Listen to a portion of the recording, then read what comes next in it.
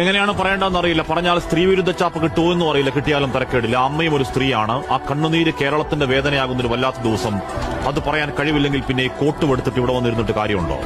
വീടിന്റെ ഉമ്മറ പകാലത്തിൽ അവസാന യാത്രയ്ക്ക് ഒരുങ്ങിക്കിടന്നവന്റെ ജന്മദിനം ഇന്നലെയായിരുന്നു. പ്രായം കേവലം 42 ഉള്ളൂ. ആ താടി കൂട്ടിക്കെട്ടി ചേതനയില്ലാത്ത മുഖത്തേക്ക് നോക്കി, മുത്തേ നിന്റെ മുഖമൊക്കെ മാറിപ്പോയല്ലോടാ മോനെ എന്ന് വേദനിക്കുന്ന ഒരു പെറ്റവയറിന്റെ വേദന കണ്ടു നിൽക്കാവുന്നതാണോ? ലോകത്തിലെ ഏറ്റവും വലിയ വേദനയുടെ പേര് അമ്മയുടെ പുത്രദുഃഖമെന്നാണ്. ദീപകിന്റെ തലക്കൽ കൊളുത്തിവെച്ച് നിലവിളക്ക് പോലെ അച്ഛനും അമ്മയ്ക്കും കുടുംബത്തിനും ആ വീടിന്റെ ഒരേ ഒരു വെളിച്ചം താനെയങ്ങ് കിട്ടുപോയതല്ല. റീച്ചിനും ഷെയറിനും വേണ്ടി അഹങ്കാരത്തിന്റെ പരികുള്ള ഒരു സ്ത്രീ അടിച്ചു കെടുത്തിയതാണ്. ഒരു കുടുംബം നാനാവിധമാക്കിയതാണ്.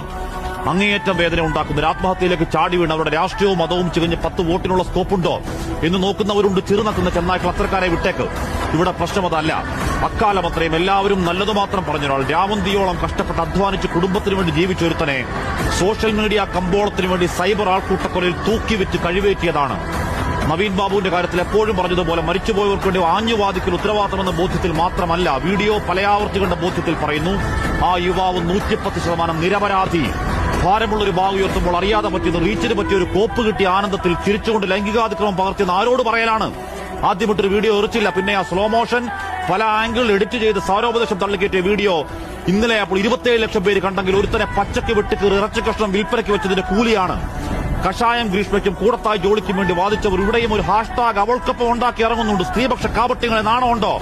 കോൾ ഔട്ട് എന്നും പറഞ്ഞ് യഥാർത്ഥ പരാതികളെയും തൊലക്കലാണ് നിങ്ങളുടെ പണി. ശരിയായ പരാതിയിൽ ആർജവത്തോട് അവൾക്കൊപ്പമാണ്. പക്ഷേ ഈ വ്യാജങ്ങളെ, സോഷ്യൽ മീഡിയ കോണ്ടന്റ് അപരാധങ്ങളെ സ്ത്രീ സമൂഹം ചെറുക്കുന്നില്ലെങ്കിൽ ഇനിയും അച്ഛനും മക്കളും ഭർത്താവുമടക്കം മച്ചകത്ത് തൂങ്ങിയാടും വേട്ടക്കിരകൾ, ആൺ ശവങ്ങൾ. ഏതോ സമാന്തര ലോകത്തിൽ ഐക്യത്രയെന്ന് നോക്കി പൂണ്ടിരിക്കുന്ന പൊറവോട്ടുകൾ അടങ്ങരുത്. ഫോൺ നോക്കി ഇറങ്ങണം.